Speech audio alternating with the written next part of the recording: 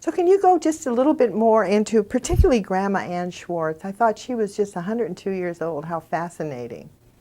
Well, I think that what's fascinating to me is, and why I've been creating these forums for these visionary elders, is to share this cosmology, because we have a cosmology, a belief system that accepts as fact at this point Darwinian evolution, that we came from apes, that we came from these lowly origins of the ape, and we address this in our film.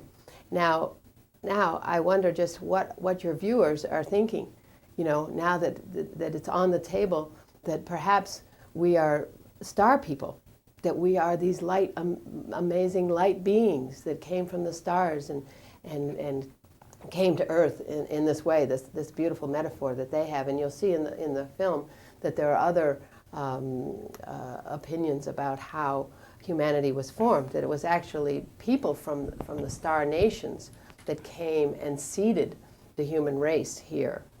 And so there's just many more ways of looking at the world than the one we're currently enmeshed in with the scientific paradigm. Well, I'm fascinated by all of this. I mean, it's so fascinating to me that I become speechless. I've seen the film probably 6 or 7 times, and all of a sudden I think to myself, when I hear this woman speak and I look at Marilyn Youngbird and I think of coming from the stars, I've often thought of that in my own self, that we're this contained entity. We have a brain, but yet there's something inside of us. Where did that come from? What is that? Who are we? And it almost, people try to discover, is there an afterlife or whatever? To me it doesn't matter. What matters is how we live while we're here. But still at the same time, I always feel there's something mysterious about me, something different, say, than a lot of other things. Well, what we're hoping with this film is that people who see it will go into their own knowing and will trust that now, because we've been raised in a culture that doesn't honor the innate knowing and doesn't honor the human heart or the human spirit. So we've been separated from our own spirit and our own heart and our own knowing. And so this film, we're trying to give people permission and inspiration to follow that knowing and to understand how loved they are. And as we understand the loving nature of the universe, our heart will open. And reality seen from the open heart is radically different from reality seen from the closed heart. And I believe that our heart has been closed and armored for a reason. It hasn't been time yet for the human heart on the planet because of this fear energy. Well, the fear energy is gone now. And we can start opening our hearts and start listening and acting in trust of a loving universe and transform all of creation. If we create the reality with our minds, we can create a new reality just with our thinking. And that's what this film is talking about. Something I was thinking, and maybe our listeners could kind of contemplate this a little bit before they let their children go to the movies. There's so much violence in the movies. There's so many violent scenes. I mean, it's almost overwhelming. I was flipping around the television the other night, and every other station had somebody shooting someone or dragging somebody or doing something violent. And I'm wondering if that doesn't shut our hearts down. I wonder if that stops us on some levels from being loving, that maybe we have to look at what are the barriers to opening our hearts, to enable us to open up our hearts. Because I think we all want to be loving, but there's something that's being conditioned that maybe is stopping us. What is your thought on that? Well, frankly, because I think everything serves the coming of peace on earth, absolutely everything for me, that the violent movies, that playing out, like even the war aspect of what's going on, is playing out our violent aspect, is cleansing us of that violent aspects of ourselves, so that it will come to a time when that'll be gone. We won't have it anymore because we've looked at it, we've experienced it, we've felt it, we've said, no, I don't know. Simply no. Nonviolent, non-cooperation, we're not going there anymore. Aha!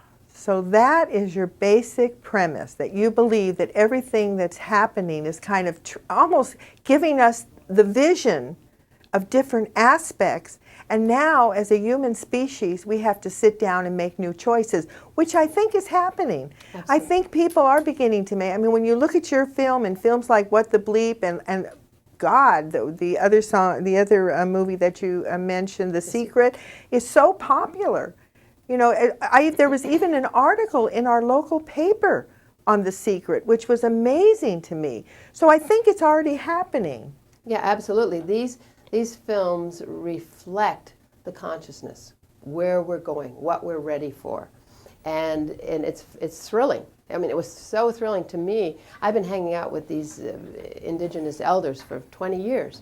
I've had this understanding of the nature of the universe for a long time, and I've been speaking it, creating forums for people, and to see What the Bleep come on the scene and take off virally around the world to open people's minds to this larger reality.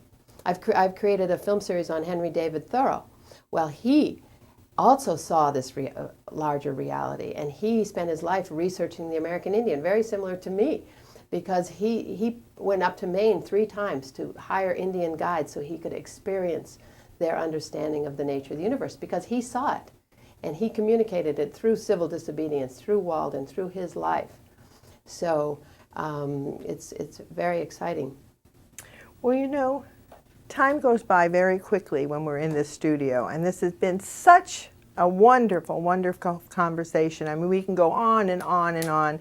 At the end, I'm going to show your website, so if people want to get a hold of you, they can feel free to write you, and also find out information about the show, about the movie, which is absolutely wonderful. I mean, like I said, I saw it about 6 or 7 times. So right now, what I'd like you to do is, towards the end of the show, I always like to have my guests look at the camera and give some sort of message to the women and the men out there that are listening, that some sort of inspiration to get involved, to do something for peace, to look at some of the things you're talking about. So be my guest, just go ahead, look straight ahead at the camera, and just let your heart come out. And you are a person of the heart, so let's go ahead. Well, I would say just examine your assumptions about the nature of the universe. Everything that we've been taught and trained and brought up in, and the systems that we're involved in, are fear-based systems. And I would say go in your heart and look and listen and act according to your heart and what is there and what your own knowing is. And let go of fear and walk in trust of a loving universe. Because what we've brought with this film is an understanding of the loving nature of the universe, that we are so desperately loved by all of the conscious creation. Well, I couldn't have said it any better, Connie, and I want to thank you from the bottom of my heart for being here on Women's Spaces. It's been an absolute pleasure. I mean, I can't tell you how much I got out of it, and I'm sure my listeners can attest to the same thing. Well, it's been a great honor to be here. Oh, thank you so much. And to my listeners, I want to remind you once again that this is Elaine Holtz with Women's Spaces. And to just once again, just give you that little nudge that imagine if each and every one of us just did a little bit for peace. What a wonderful world it would be. And also to encourage all my listeners, write your leaders and say, you know, when you make a decision, ask a very basic question. What is good for the children? Imagine what the world would be like if we just asked that simple question. What is good for the children? Well, this is Elaine Holtz again with Women's Spaces saying goodbye until the next time. The woman in your life will do what she must do to comfort you and calm you down and let you rest now. The woman in your life, she can rest so easy. The woman in your life will do what she must do to comfort you and calm you down and let you rest now. The woman in your life, she can rest so easily. She knows everything you do because the woman in your life is you.